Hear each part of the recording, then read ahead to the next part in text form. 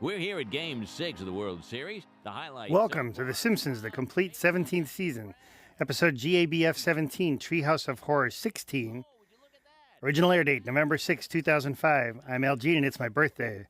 Happy birthday, Al. I'm Kevin Curran. I'm David Silverman. I'm Matt Selman. I'm Mad Castellaneta.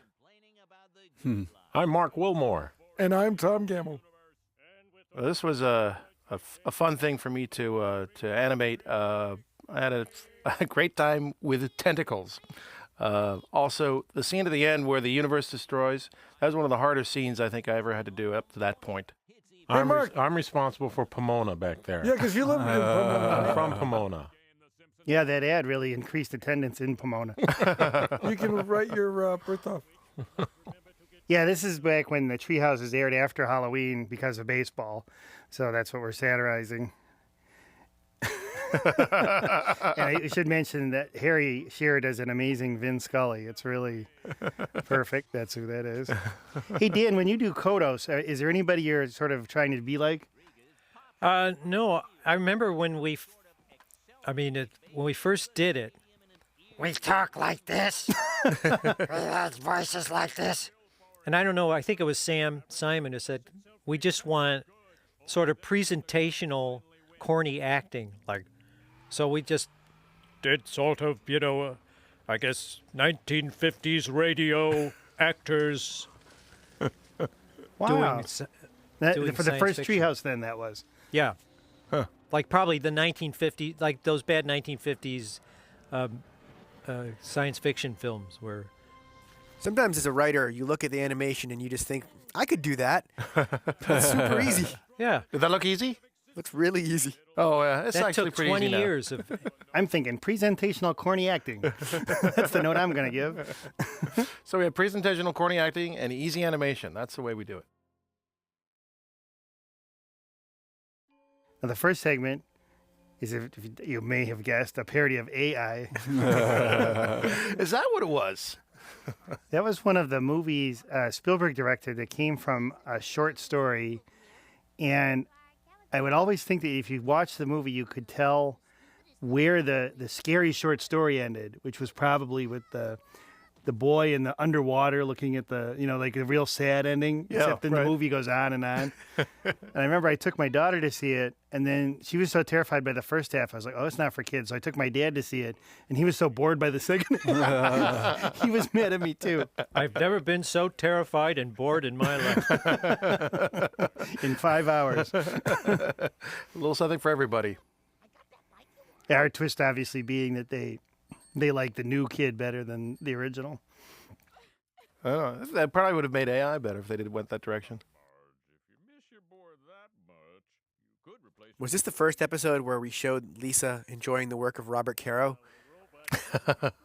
One of many. It has been many. I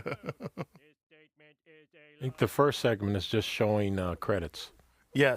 Yes. Well, this was back when we were thinking about stacking credits or something so that they wouldn't go on, and then it got into a big discussion, and then I guess HD eliminated the problem to some degree, because it really, people are correct that it's just like a big green blob flashing on every screen.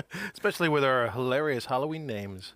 And I always think, like, when you guys direct these and it comes back in color, they look so beautiful, and then we smear drooling Al Jean all over it. Well, we just sort of roll with it.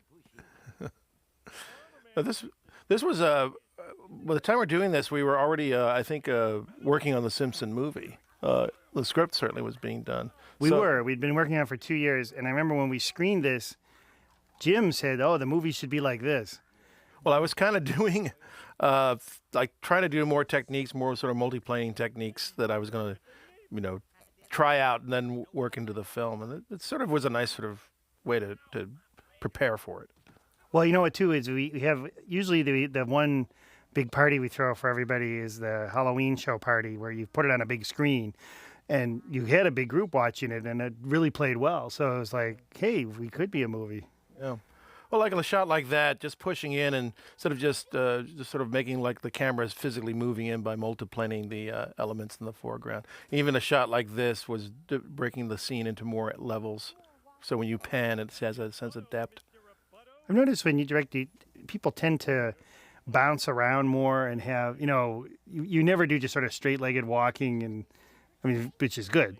Yeah, no, I always try to put some character, if I can, if we have the time to do it, but also when I try to hit accents on the acting, on the performance, if there's a, oh, I love this cat. Came out of his butt. Homer readily takes down his pants, basically. Yeah, so Dan, do you take your pants off in real life with the alacrity of Homer?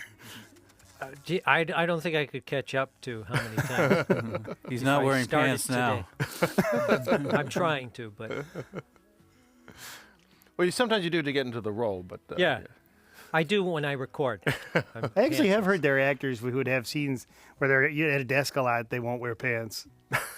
I've heard a story, I don't know if this is true, but somebody said Carol Channing was recording something and her satin blouse or something was making noise. And so she just sat there in her bra, I guess, and recorded. Oh, man, if only we'd been there. Yeah. I think I heard Fred McMurray, in the last years of My Three Sons, he would have all these scenes shot at once, a lot of them at a desk, and he wouldn't wear pants. The definition of really taking it easy. And, of course, Jerry Lewis, when he sits down in a tuxedo, he takes his tuxedo pants off. Really? Yeah, so they don't get creases. Because he's very, meticulous. Yeah. Oh, this is a fun gag. We had a great time in design coming up with the scariest version of a peacock. So the idea was sort of these, like scorpion-like tendrils coming out of the top. One staple of Halloween shows is signs that are partially covered. The part that's uncovered is very bad. This scene is based on the movie. Yeah, this is nearly shot for shot. I wonder why that hood is so dark. Oh, it's Bart. Look at that. You weren't expecting that, were you, everybody? What are you talking about? Another movie like this that Spielberg did was Minority Report, where I always thought the ending of the short story must have been Tom Cruise just frozen in that laboratory. And you pull back? Yeah, I go, oh, that was the scary ending, and then it goes on to stuff that doesn't seem in the same tone as the rest. Seems like it has an ending that seems to be lifted from L.A. Confidential. This was the scene that drove my daughter out of the theater when she was about 10. Oh, the scary... The scary rope. They were scary. They were scary, and the whole scene was crazy. It was very nightmarish. Yeah. It might have been the first time I saw Jude Law in a movie. He was really good. Yeah. Pleasure Bot. Yeah. It was fun revisiting that. To get Rocket by Herbie Hancock. Yeah. Can I stay with you guys tonight? Of course. And maybe someday you will teach This us. also seems very lively, almost, emotion nonstop of different parts in every shot. Yeah, it just seems like if we can, or if I have, if it's always nice to sort of hit some sort of action on some character, especially when he was talking, one arm would move, the other one would move. We've talked before, but I missed the shadows that we had in this stage of animation. You are a urinal bot. Lavatron.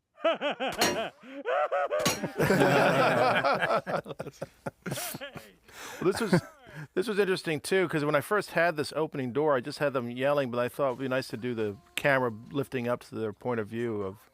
That's a great way to do it. Yeah. It's again, you don't see that shot on the show too often. You tend to be always in the medium frame. Yeah, I love this. The fun about that is the hesitation and then thump. Homer lost his pants again. Yeah. Once again. How come we haven't made a doll out of that? That would be nice. I also enjoyed the fact that we could do two for the price of one, a quick little Exorcist parody. I'll call work and tell him he can't make it. Woohoo! Suckers. Now, this next segment, I have to admit, this is based on a short story, The Deadliest Game. And as a kid, I believe I saw both Get Smart and a Gilligan's Island based on it. So I thought if I ever worked on a television show, I certainly wouldn't do this. Here we go, and I go, wait, why did we do this? I mean, it's a classic story. There's no doubt. And there's a film that was done by, done in the 30s, I guess. And I watched part of it, and I must say I gleaned nothing for this version. It was good. It's a fine film, though. The Gilligan one was kind of confusing. It was, if you let me kill you, if I can kill Gilligan, then I'll let the rest of you off the island. But since he escaped, they'll know I'm not a good hunter. It's like, that's really not a nice deal. With the Harlem Globetrotters in it? Yeah, Meadowlark was killed. How was the Get Smart version? It was similar. It's, I'll hunt you for a day, and if you don't get killed, and... Missed it by that much. I think there was a scene with a big argument with Max in 99 over, they kept circling the same spot, and she said they'd been there, and he said that they hadn't, but I don't remember the joke. I do like this gag, especially with all the contemplating. Is all of you. Now, because I am too kind. I wonder if this has ever actually happened. That would be a good... Oh, somebody... I bet it has. It must have. It must have. No.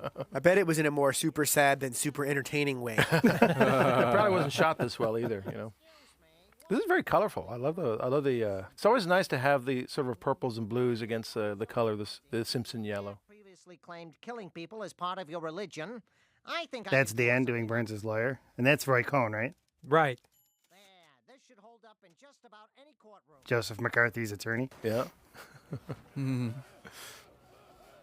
He had a funny bit where he popped up again and said, "All nice and legal. I love it." And he drops down again. We had some. Maybe it'll be on this DVD, but there were a lot of things that I think were cut mainly for time. We had just so much stuff in this episode. These shows always come in too long, and you got to cut it down to the minute. Yeah.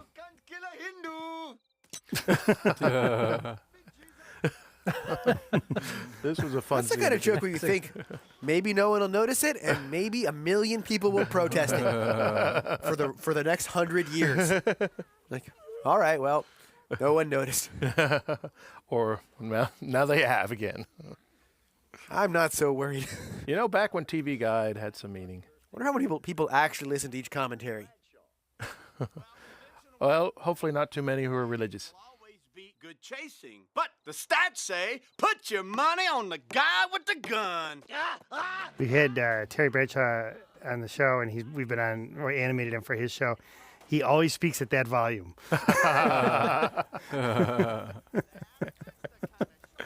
And we also would watch Terry Bradshaw for this for the animation.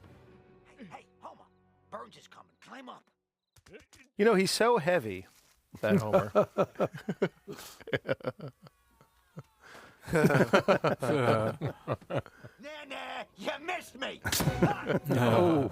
Before I die, I'll just scratch that lottery ticket I got in my. This is one of those shows I was watching with my daughter. I didn't have a younger one. I go like, oh, I forgot this is so violent. Yeah, pretty violent. I should have warned myself. This also had the joke where Wiggum says, "Tell Ralphie I dropped him a lot as a kid." Yeah, I think we've expanded on that theme. Yes. And there's bananas in that tree up there. They look a little green.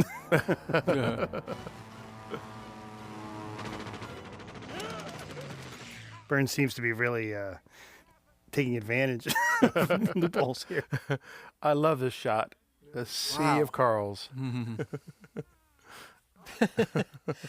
Well, it's like your other show where Homer went into a bar that was multiple Homers. Oh, yeah, so the clone show, yeah. Yeah. I like drawing scenes with a lot of the same character. I thought this was a good reveal. It's really well directed. I haven't seen it in 10 years, and the shots are still surprising me. Yeah. Homer without his pants again. I remember when the actors kept their pants on.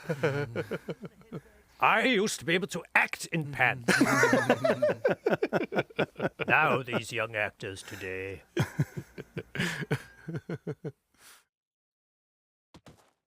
Now, this was the inspiration for the Hunger Games, right? That woman admits it. Seeing this Halloween episode was what inspired her to do that. Especially the frying There pan. are Yeah, times, frying pan. When I got my check right, you guys got yours. There are times where you see like movies come out and you go, "Wait a minute, that was a Simpsons episode," Yes, that's or true. Stephen King book, Or both. or both, Oh, both. or an NFL commentary. This network will show a dozen gruesome murders, but I bet This they is cut to totally true. commercial before these two begin the tender act of love. Even tender act of love, he's yelling it. I spoke too soon, huh? There they go. Whoa, that's going in my playbook. And he really did put that move in his playbook. I know, but we didn't get to show it to you because we can only show you murders. That's one of my favorite liberal things to agree with. The violence cool, sex not cool. Now, this is actually based on no antecedent that I'm aware of, the plot of this segment. Yeah, it was kind of nice. It was just completely an original notion. Yeah, then someone accused us of stealing it. From what? I don't remember, but The Hunger Games, perhaps? no, this one I don't know. Yeah, sometimes people will go, oh, you did this thing based on, I guess there was a Family Guy where he became death. And honestly, I don't know it till, if somebody had said so, we was going to, of course, we won't want to copy that. I was completely unaware there was something like this. This just comes as a shock to people, but we don't actually see everything ever created or read everything ever written. Well, the other thing I thought, what's always great about these is it is like, going into big costume bin and putting on costumes and just seeing the designs that you guys do on every character. Yeah. It's one of the big treats of doing a Halloween show. It's a lot of fun, too, because there were things that were scripted and things like, well, we have to populate the town. So we just started coming up with ideas or ask for or just send back and forth and develop more and more funny costumes. So is Hibbert Blackula or is he Black Dracula? He's You stole that from the show. Yeah, but I wrote it for the show. I met Blackula once. He read for a part. He had a very good cologne. I would have been seduced by Blackula. Since you are not technically in costume, you cannot win this award. What was the first time you ever did Sideshow Mel, Dan? He popped up, of course, after Sideshow Bob, the first Sideshow Bob show. And I never figured that character would come back. So I thought, well, it's a funny conceit that he's a hammy actor that happens to be, Shakespearean actor that happens to be doing this bad kids show. But he's really become the go-to guy for saying what's going on. Yes, he's kind of a one-man Greek chorus. Yes. No, and he is, I would say he's got obviously a better heart than Sideshow Bob, and you feel sorry that he's very sincere and he's wants not to evil, be good, but he's stuck in that job. He kind of, I did a character, they did a thing where Mr. Burns tried to show he had an actor playing Charles Darwin. So that first time was that voice was used was the actor playing Charles Darwin. Seymour, I told you not to go as G.I. Joe. Mother, I'm fine. Didn't Krusty sleep with Sideshow Mel's wife? Yes. Yes. Oh, Yes. poor Barbara. Barbara, yes. Barbara. Oh, my hip, it's shattered. Somebody help me. Off we go to the gorilla hospital. I love that line, the gorilla hospital. Racist. So racist. Wait, Mark, but you're black. No. So it's all cool. It's double unracist. I am not a Happy Meal right now. I'm telling you, I'm Oberon, king of the... I'll just say it again, this was another fun, though complex shot. I love, anytime you freeze it, the drawings are just great. Oh, thanks. Well, again, I was trying to think of the film and try to do things a little more cinematic and just experiment with that. Check on your father? Oh, that's an excellent use of a genius brain to look after an idiot head. Oh! Oh! He hasn't figured it out. After the These are second always time. good lengtheners, by the way, if the show is ever short. You can redo it again and again. Now, one thing coming up, we have Dennis Rodman, and he didn't like the way I was directing, so I said, if you don't like it, go to Korea. Oh, no. What happened with that? But... Hi-yo. You mean Nobel Peace Prize winner Dennis Rodman? The very same. He sang Happy Birthday to Kim Il-sung. Maybe he can come sing to you. Homer's pants. We've taken a lot of shots at Jared over the years. Yeah. Yeah. Well, he's just trying to sell sandwiches. He's just trying to be thin. He makes a lot of money for not eating. I could go either way. Brrr, deet, bonk, ting, click, click, boink. Please change me back to my father's house.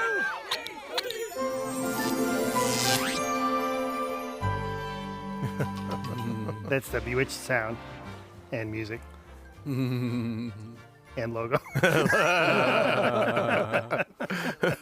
Well, they got paid, right? Yes, they did get paid for the music.